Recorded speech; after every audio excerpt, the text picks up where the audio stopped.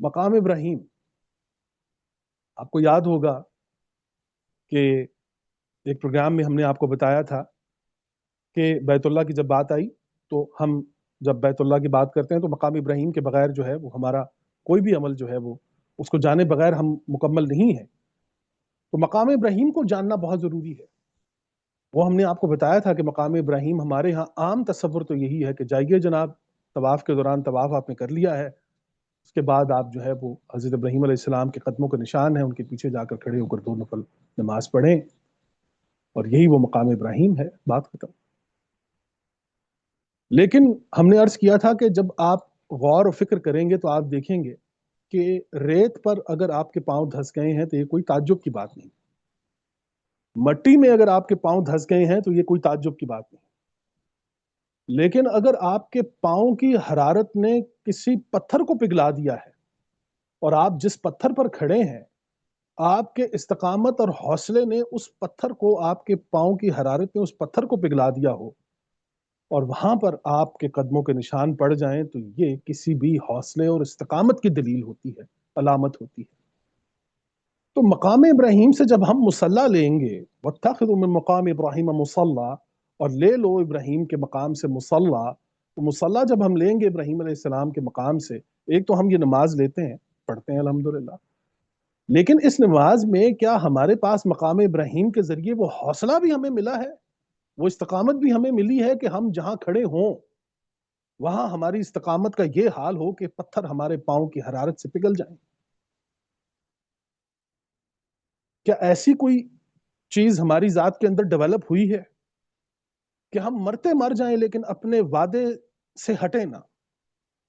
اب جو بات کر دی ہے، جو آپس میں معاہدہ کر دیا ہے اللہ کے ساتھ، اللہ کے رسول کے ساتھ، صحابہ کے ساتھ، اہل بیت کے ساتھ، جن کے ساتھ بھی آپ کی جو عقیدت ہے، محبت ہے، اور بات حق ہو قرآن کے مطابق، اپنی من مرضی نہیں، قرآن کے مطابق، تو آپ اس پر کھڑے ہو جائیں. یہ استقامت اگر آپ کے پاس موجود ہے تو آپ مقام ابراہیم سے واقف ہیں. تو اس میں نشانیاں ہیں، تو نشانی اگر ڈھونڈیں تو آپ کو مل جائے گی. ہم نے اس پر پروگرامز بھی کیے ہیں، میں بتا چکا ہوں وہاں پر جو میرا مکالمہ تھا کہ میں نے ان سے پوچھا کہ مقام ابراہیم کہاں ہے، انہوں نے کہا یہ مقام ابراہیم. تو میں نے کہا یہ تو نشانات آپ نہیں جانتے. انہوں نے کہا نہیں. پھر میں نے ان کو بتایا عرب ہیں، وہاں پر ڈیوٹیاں دے رہے ہیں کھڑے، اللہ یہ فرما رہے ہیں کہ اس کے اندر آیات ہیں، دیکھیے، فی آیات، فی آیات، اس میں آیات ہیں. آیات تو دور کی بات قریب نہیں ہونے دیتے،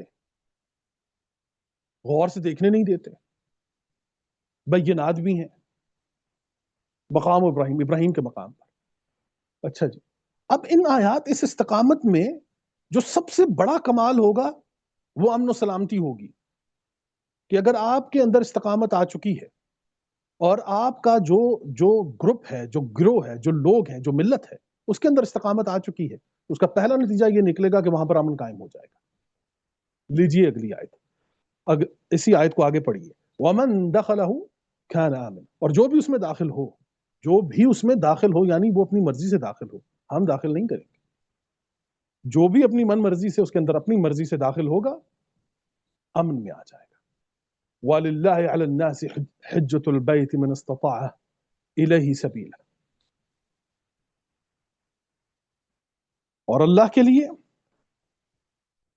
اور اللہ کے لیے لوگوں پر اس کے گھر کا حج جو ہے،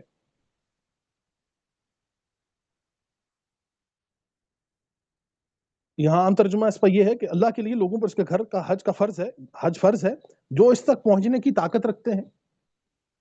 جی یہاں پر بھی دیکھ لیجئے کہ یہاں پر ترجمہ کیا ہے. اس میں کھلی نشانیاں ہیں ابراہیم کے کھڑے ہونے کی جگہ، اور جو اس میں آئے امان میں ہے، اور اللہ کے لیے لوگوں پر اس کا گھر کا حج کرنا، بالکل یہ بھی ان کی سبیل ہے.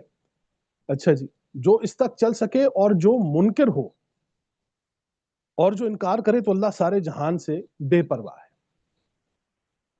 بے پرواہ ہے. اچھا جی، تو اب اگر آپ استطاعت رکھتے ہیں جی تو پھر آپ اس بیت کی طرف بڑھیے. آپ استطاعت رکھتے ہیں تو آپ اس بیت کی طرف بڑھیے، حج کے لیے جائیے، دیکھیے. اور یہ بیت جو ہے یہ نشانیوں سے بھرا ہوا ہے، یہ بات یاد رکھیے.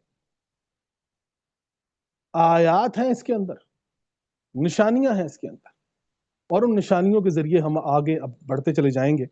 اچھا جی، یہ تو ایک آیت ہم نے لے لی.